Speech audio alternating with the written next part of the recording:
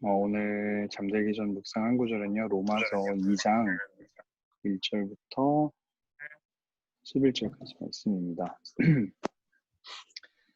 저 읽고 명수, 자연, 지은, 혜연, 주희, 홍규, 성규, 명중 이렇게 읽으면 되겠네요. 그러므로 남을 판단하는 사람이요 그대는 변명할 수 없습니다. 그대는 남을 판단하는 그것으로 그대 스스로를 정죄하고 있습니다. 남을 판단하는 그대가 똑같은 일들을 행하기 때문입니다. 우리는 그런 일을 행하는 사람에게 진리대로 하나님의 심판이 내린다는 것을 압니다. 그런 일을 행하는 사람을 판단하면서 똑같은 일을 행하는 사람이요. 그대가 하나님의 심판을 피할 수 있을 줄로 생각합니까? 아니면 하나님의 인자하심이 그대를 회개로 이끄시는 것을 알지 못하고 그분의 인자하심과 용납하심과 오래 참으심의 풍성함을 멸시합니까? 그대의 고집과 회개하지 않은 마음 때문에 그대는 진노의 날, 곧 하나님의 의로운 심판이 나타날 그날에 그대에게 임할 진노를 쌓고 있습니다. 하나님께서는 각 사람에게 그의 행위에 따라 갚아주실 것입니다. 참고 선을 행해 영광과 존귀와 불멸을 추구하는 사람에게는 영생을 주시나 자기 이익만 추구하고 진리에 순종하지 않고 불의를 따르는 사람에게는 진노와 분노를 내리실 것입니다. 악을 행하는 모든 사람의 영혼에 환난과 고통이 있을 것입니다. 먼저는 유대 사람에게 있을 것이며 다음으로는 그리스 사람에게 있을 것입니다. 그러나 선을 행하는 모든 사람에게는 영광과 존귀와 평강이 있을 것입니다. 먼저는 유대 사람에게 있을 것이며 다음으로는 그리스 사람에게 있을 것입니다. 이는 하나님께서 사람을 편애하시지 않기 때문입니다. 아멘. 감사합니다. 오늘 로마서 2장은 우리가 어제 말씀드린 것처럼 1장 18절부터 3장 20절까지 한 맥락 안에 있다고 보시면 되는데요. 하나님께서 이제 심판하시는 이야기예요. 근데 이제 판단하는 자가 나와요. 2장 1절에 보니까 그러므로 남을 판단하는 사람이요 라는 이야기를 하는데요. 여기서 이 단어가 이제 우리가 생각할 때 성경을 읽을 때는 이제 개역 개정에는 정죄하는 이라고 나왔을 거예요. 그러니까 이 성경을 읽다가 다른 사람을 정죄하면 안 되겠구나, 누군가를 판단하면 안 되겠구나 이렇게 이제 성경을 읽을 수가 있는데 이 성경을 그 흐름 안에서 보면 이 판단하다가 옳다고 하는 사람이랑 같은 뜻이거든요. 그 판단하다라는 단어가요. 그러니까 이 옳다고 하는 사람이 어디에 나왔냐면 이 바로 어제 읽은 말씀에 있어요. 1장 32절에 보면 하나님의 법규를 알면서도 그런 잘못된 짓을 계속하고 또 잘못된 것을 하는 사람을 옳다고 하는 사람들이 있어요.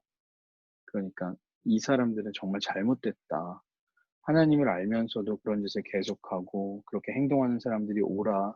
이렇게 무리를 만들어서 막 힘을 만들어가는 거 있잖아요. 이게 잘못된 건데도 무리를 많이 모아서 우리가 잘하고 있어 이렇게 하는 사람들에게 주시는 말씀으로 읽으시면 돼요. 옳다고 하다가 판단하다랑 같은 의미거든요.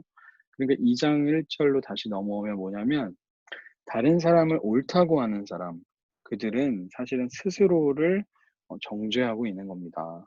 라고 이야기를 하는 겁니다. 그들에게 똑같이 하나님의 심판이 내리게 된다. 그러니까 무슨 말이냐면 기준을 흔든 사람, 그 역시 심판을 받는다라는 거죠. 당연한 말이겠지만요. 이런 사람들은 이제 어떤 사람이냐면 기준 없는 사람들의 문제가 뭐냐면요. 이게 이제 다른 사람을 옳다고 하면서 자기도 그 행동을 해야만 하는 거예요. 그러니까 자기가 그 행동을 하고 있으니까 저 사람 보고 옳다고 이야기하는 거겠죠.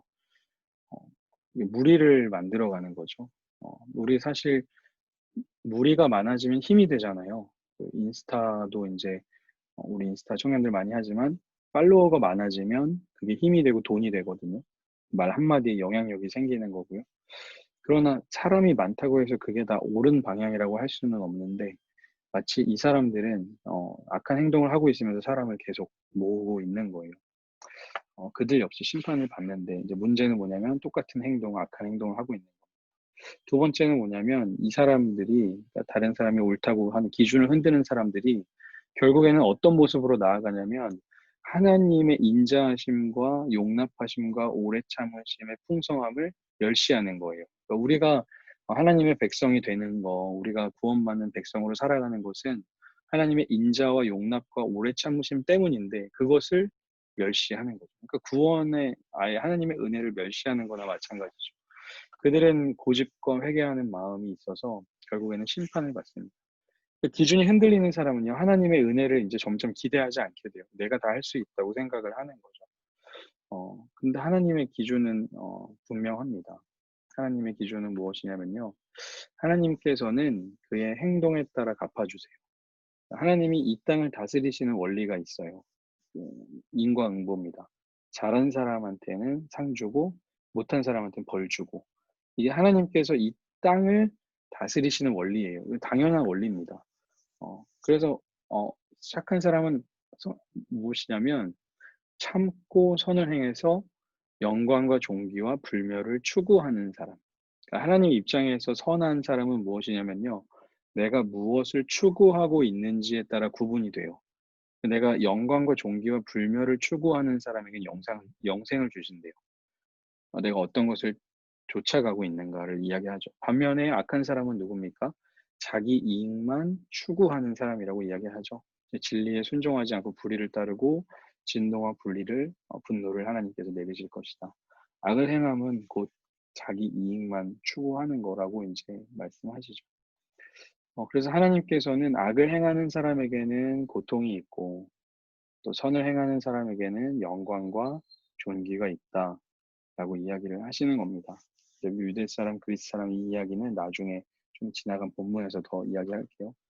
하나님은 사람을 편애하시지 않는다는 이 말씀은 뭐냐면 같은 맥락에서 볼 때는 하나님께서 이 기준을 분명히 하시고 그 기준대로 심판하신다. 그러니까 하나님의 분명한 심판의 원리로 볼 때 우리 인간들은요.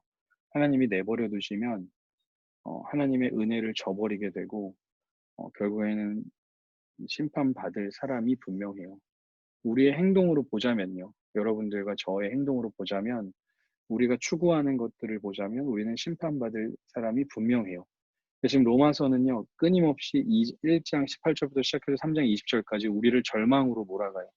인간은 안 된다. 너네 힘으로는 절대 구원을 얻을 수 없다. 그러나 하나님의 의의가 나타났는데 그게 누구에게서 나타났느냐? 예수 그리스도에게서 나타났다라는 이야기로 이제 이야기를 끌고 가고 있는 겁니다. 그러니까 오늘은 결국 우리는 하나님의 그 심판을 보자면 우리는 심판받을 사람들이다라고 이야기를 이제 바울이 먼저 하고 있는 거죠. 다른 사람이 악한 행동을 하는데 옳다고 하는 사람, 그 사람들도 심판을 받습니다. 그들의 문제는 뭐냐면 결국에 하나님의 은혜를 부인하게 되거든요. 하나님의 기준은 분명합니다. 착한 일 하면 상 받고 나쁜 일 하면 벌 받는 거예요. 그런데 행동의 기준이 있지 않고 마음의 기준이 있어요. 내가 어디를 추구하느냐, 선한 것을 추구하느냐, 악한 것을 추구하느냐, 거기에 따라 이제 결과가 나오니까요. 그런 분명한 하나님의 기준으로 볼 때 우리에게 던지고 싶은 질문은 나는 하나님의 기준으로 사는가 아니면 나만의 기준으로 살아가는가? 우리가 그리스도인이라고 한다면 성경에 있는 말씀을 기준 삼아 살아가는 사람들이잖아요. 나는 혹시 이것도 오라 저것도 오라라고 하면서 살아가는 건 아닌가. 하나님의 심판이 분명히 있을 때 은혜가 되는 거거든요. 심판이 흐려지면 은혜가 되지 않아요. 그래서 우리는 이 기준을 분명히 하고 살아야 된다라는 것이죠. 심판이 있을 때 하나님의 은혜가 빛나게 됩니다. 그 심판 속에 빛나는 은혜를 경험하는 우리가 되기를 간절히 소망합니다. 네. 그 사이에 우리 성수 형제 또 지훈 형제, 영주 형제 다 들어왔군요. 감사합니다. 기도하고 마치겠습니다. 하나님 감사합니다. 악한 사람들 또 악한 무리들 기준을 흔들며 모두가 옳다고 말하고 있는 기준이 없는 세상 속에 우리가 살아가고 있습니다.